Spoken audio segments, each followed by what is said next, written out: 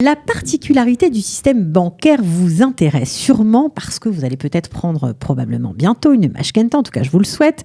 Et forcément, il y a tellement de crédits, tellement de taux, on s'y perd un peu, on ne sait pas vraiment quoi décider, quoi faire, comment monter son crédit. Pour en parler, j'ai le plaisir d'accueillir Judith Kahn, depuis 30 ans en Israël, c'est dire, prof d'éco et de finance à la Michlelet Hadassah, conseillère en crédit immobilier et aussi bénévole à l'association Pas Anonyme. Restez avec nous, c'est parti. Israël, comment ça marche ? Vous allez adorer comprendre Israël. Judith Kahn, bonjour. Bonjour. Ravie de vous accueillir. Merci beaucoup. Voilà. Alors, vous êtes une pro, il faut bien le dire. Vous connaissez les arcanes du système. Et nous, ça nous intéresse forcément parce que on nous a dit, si on suit un petit peu l'actualité, que le marché, la conjoncture est plutôt favorable pour prendre un crédit parce que les taux ont baissé. Est-ce que c'est vrai ? Déjà, on va commencer par ça. C'est exact. On peut dire que historiquement, les taux d'intérêt n'ont jamais été aussi bas. En tout cas, pas depuis 3, 4, 5 ans.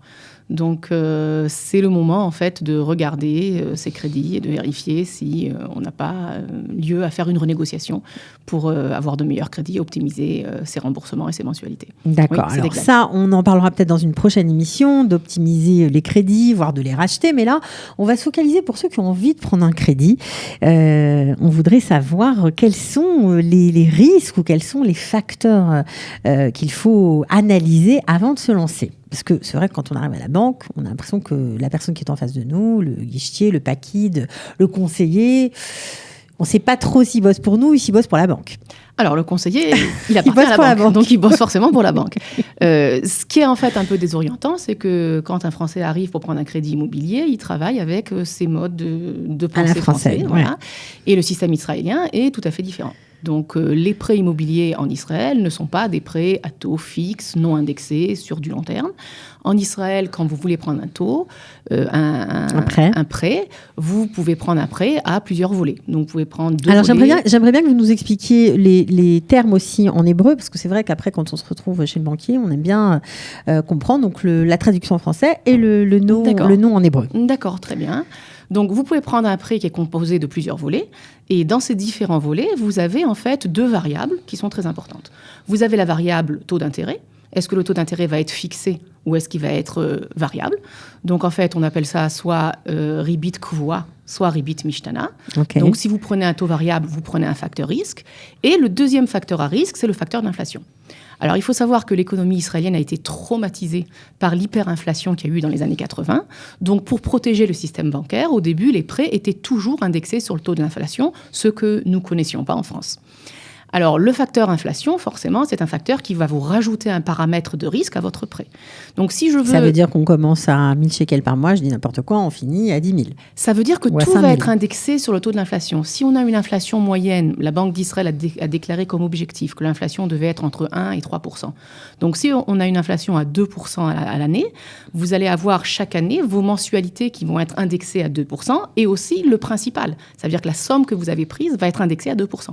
C'est pour ça qu'il y a des gens qui ont pris des prêts, ça veut dire. Ça va qu'augmenter. Voilà. Il y a des gens qui prennent un prêt indexé à l'inflation. Au bout de 5 ans, ils vont devoir rembourser une somme plus importante que la somme de départ qu'ils ont prise. C'est pour ça que ces prêts-là sont des prêts dangereux. Beaucoup de risques. Voilà, donc vaut mieux prendre... Donc, si on veut graduer en fait les taux de risque, alors si vous voulez, le volet le plus sûr, c'est de prendre une mashkenta qui va être à la fois fixe et pas indexée, ce qui s'appelle en hébreu mashkenta kvua lo tzmuda. Alors, elle va être forcément un peu plus chère.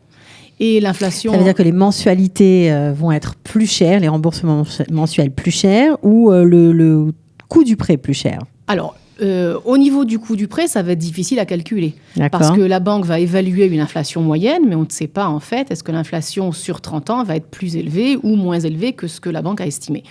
Mais ce qui est sûr, c'est que la mensualité va être fixe sur toute la période du prêt. Donc, si vous avez un prêt sur 30 ans, la mensualité ne va pas bouger d'un centime. Alors c'est possible, rassurez-vous, c'est possible. Il suffit de demander la bonne formulation. Alors certains ont parlé ces dernières années de partager le prêt en 3. On disait shlish, un tiers indexé, un tiers pas, on va dire, à taux variable et un tiers à taux fixe, par exemple. Oui, alors cette formulation est venue en fait d'une régulation de la Banque d'Israël. Okay. La Banque d'Israël c'est pas une règle d'or. C'est pas une règle d'or. D'accord. Non. En fait, la plupart des banquiers travaillent avec cette formule-là parce que c'est la formule la plus facile et que comme vous Pourquoi répartez en 3 volets, parce que la Banque d'Israël nous permet en fait de prendre qu'un tiers du prêt au taux de prime, qui est le taux le plus intéressant. D'accord. Okay, pour réduire en fait le risque sur la mashkenta. Donc en fait, donc, les quand banquiers... on dit prime, juste pour expliquer pour ceux qui nous écoutent, alors que ça veut prime, dire c'est le taux directeur de la Banque d'Israël plus 1,5%. Donc en fait, c'est une mashkenta qui va être à taux variable. Mais comme c'est le taux le plus bas, c'est une mashkenta qu'on conseille de prendre. On conseille toujours de prendre le tiers au prime. Parce que c'est en fait la mashkenta la moins chère. D'accord. Voilà. Donc, en fait, à partir de cette régulation-là, les banquiers pensent que c'est mieux de répartir les risques. Donc, on n'a qu'à faire un tiers, un tiers, un tiers. Mais rien ne nous empêche de faire un tiers en prime et puis 2 tiers fixes. Non, rien du tout. Ça va être un petit peu plus cher. Ça veut dire que ce qu'essaient de faire les banquiers pour vous attirer, c'est de vous montrer la mensualité la plus basse possible. Mais ils vous cachent l'avenir. Exactement, exactement. Donc, vous allez avoir on ne parle pas des mensualités dans 10 ans. Les remboursements vont augmenter de 20, 30 shekels tous les ans. Et sur 30 ans, vous allez vous trouver avec une mensualité qui va augmenter de 1000 shekels, sans l'avoir senti. D'accord. Donc, les 2 règles d'or pour résumer. Alors, les 2 règles d'or, d'abord, il faut savoir que les formules variables offrent une mensualité de départ plus réduite, mais les remboursements sont très instables sur 20 ans. Donc, vous allez avoir à la fois l'augmentation des taux d'intérêt et à la fois l'indexation à l'inflation. Ça, c'est la première règle.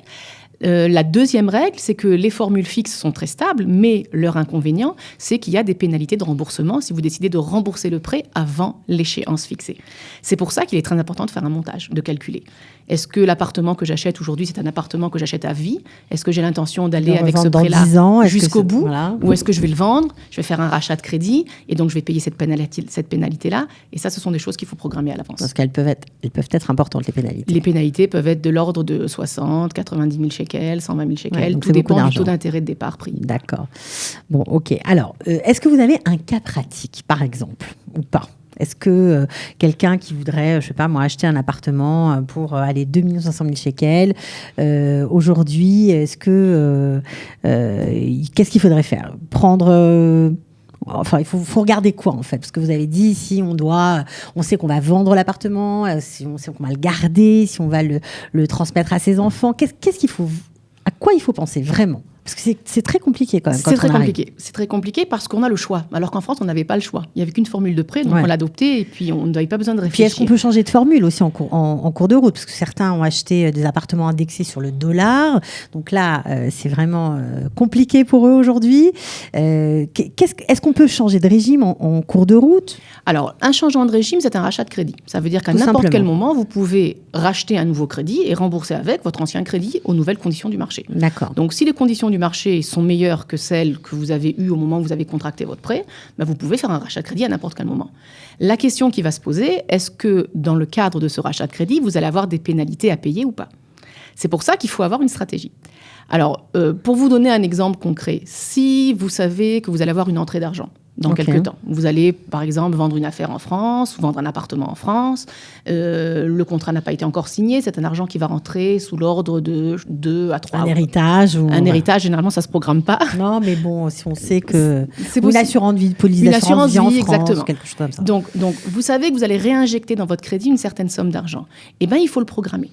Il faut le programmer à l'avance, donc vous allez créer un volet de la somme que vous entendez recevoir dans 5 ans et vous allez faire en sorte que ce volet-là soit à taux variable, puis pour que vous puissiez le rembourser sans aucune pénalité de remboursement Pas mal, et donc vous ne gardez le taux fixe que sur les sommes vous êtes sûr de rembourser à long terme. Et je vous dirais... Tout ce qui pourrait éventuellement être remboursé par anticipation, taux variable. Taux variable, exactement. Voilà, c'est clair, c'est magnifique. Exactement. Mais alors, je vais vous dire autre chose, peut-être au niveau de la stratégie. Oui, bien sûr. Ça veut dire que vous avez une information que la banque n'a pas. Il faut savoir que la banque calcule son profit sur l'ensemble de votre prêt, sur tous les volets compris.